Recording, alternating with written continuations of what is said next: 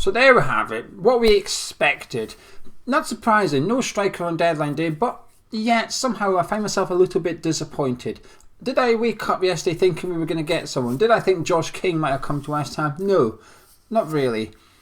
But for some reason, when it came 11 PM last night, when the deadline came and went, I found myself a little bit disappointed that West Ham had done nothing, that we haven't seized on what has been an unexpected opportunity given to us by David Moyes and the players so far. That's what I'm here to talk about. It's not too different to Gonzo's video earlier. If you haven't seen that, go have a little look. You might want to watch it first. I'd rather you watch it second. It'll be at the end of this video anyway. But there's definitely been some sort of Moyes versus Sullivan thing going on in this transfer window, and it's something that we've seen in the summer as well. In the summer, we saw we went after Tarkowski for supposedly 30 million odd quid, and ended up with Craig Dawson on loan.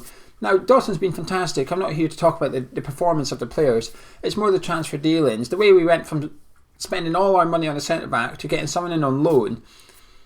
We know that David Moyes wanted Eberechi Eze. He told us a month ago. He confirmed before the Crystal Palace game, the first time we played them at the London Stadium, he said that we wanted this player, but we didn't have the money. We had to get players moved out first. We ended up with Said Benrahma.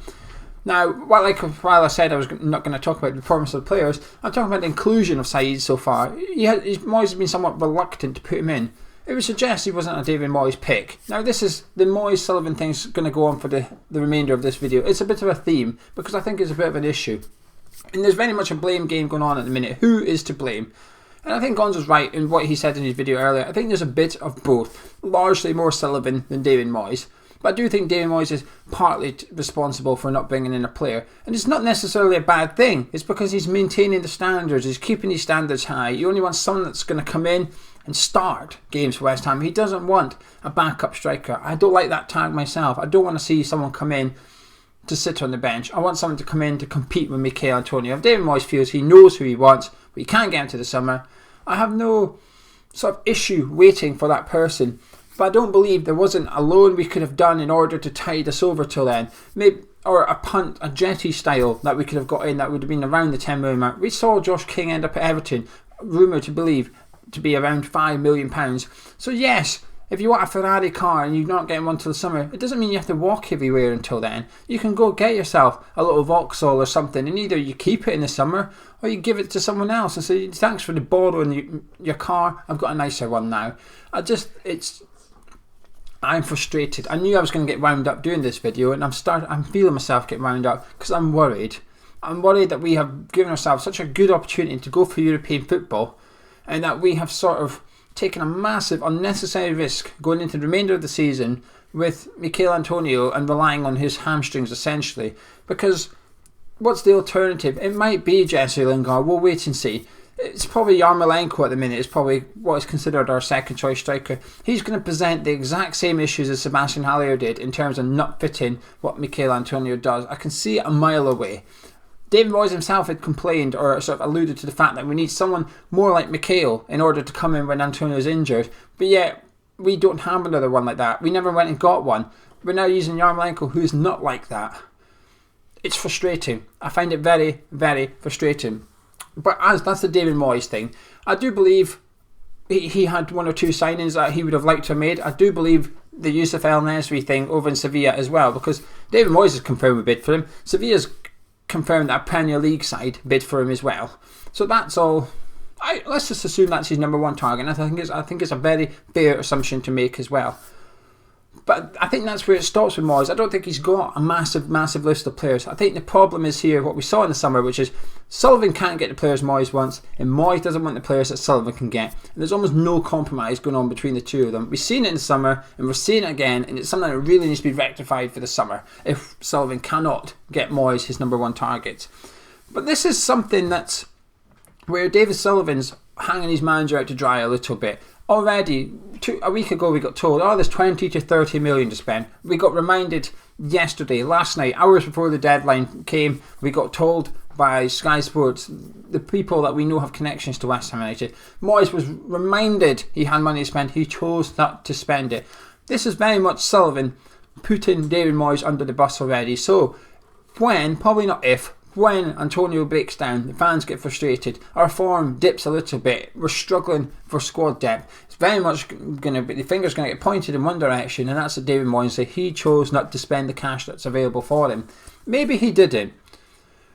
But you still don't need to leak that information. It should be private. It should remain between David Moyes and David Sullivan only. That information does not need to be disclosed to the fan base that there was money available. I sort of get it, because at the minute they're feeling a bit of pressure from the fan base. The fan base want to see more players. They want to see a striker. And they're asking the questions, where is the money? I think this is David Sullivan's answer. It's there. I've got it. It's there to spend, but the manager don't want to spend it. But I just feel that he's hanging the manager out to dry already, getting ready for us struggling in the second half of the season, and that's that. But to sell Sebastian Haller without a lineup, sorted is even more frustrated. We went after Hwang Hee-chan at Leipzig, and Hwang Hee-chan wanted to leave Leipzig. He put in a loan request. He wanted to go away and get some football, get some minutes under his belt. He got told by Nagelsmann, you're not going anywhere. We've got 3 strikers. You are one of them. We need another striker before you leave. That's that. We're doing the opposite. We've got Sebastian Haller. Bid comes in. We've sold him. Now, this is the worst thing for me, is if we targeted the Sevilla striker as our number 1 replacement for Sebastian Haller, we have failed to do our due diligence. From the word go, as soon as we made that bid, we found out, we got told through the media that he didn't want to come to West Ham. The asking price was €50 million. He wasn't keen on leaving Sevilla anyway. We got told basically not to pursue this. We should have found that out prior to selling Sebastian Haller. Would that have changed things? I'm not sure. Now, Sebastian Haller will go down as a failure of a transfer. 45 million, sold for 20 million, a 25 million loss in 18 months. He's going to go down as that. However, his goal contribution, he scored 3 goals in the league this season for us. Discard the Wolves one. But the goal against Crystal Palace, the goal against Sheffield United were worth 3 additional points to West Ham. That's currently the difference between us in 5th and Aston Villa in 9th. That's what Sebastian Haller has contributed. Now, like I said, you can call him a transfer failure. Did he fit the system? No. But he won points for us when Mikel Antonio was out. Of course, hypothetically, we might have won even more games with Antonio out had we got a better striker. But going into the second half of the season, we still don't have that better striker than Sebastian Haller. We don't even have Sebastian Haller anymore. It's risky. I think it's a massive, unnecessary risk. That good stuff that we've done so far in the season, we've given ourselves an unexpected opportunity to push for European football. The club, the board have told us next level football, next level football. I know people get fed up with that tag, but that's their line. We never asked for next level football. When we went to go get our season tickets for London Stadium, we never said, I'm only taking this season ticket if you deliver next level football. We got told, you buy this season ticket, you're helping push us to the next level. We've got an opportunity to go and do that this season. Show ambition. And I just think what we've done in this transfer window shows the fans a lack of ambition. I think it shows David Moyes a lack of ambition. I think it shows the current players a lack of ambition. Declan Rice is probably going to have a bigger club coming after him in the summer. Let's say we finish 8th. I would not blame him if he decides to depart West Ham. However, had we gone and done something this window, had we gone and got a striker in the sense of Declan, to Thomas Soucek, those that might be pursued by bigger and better clubs than West Ham, we've got ambition. We want European football. Look, we're doing it. If we'd still finished 8th, the players might have said, you know what, we gave it a go. We weren't that far off. We'll have another season at it. I wouldn't blame them at all. They thought, I don't want to be at a club with this ambition. Now, the one thing that sort of gives me a little bit of faith here, that sort of plays devil advocate to everything I've ranted about so far, that's David Moyes. David Moyes is a very patient manager.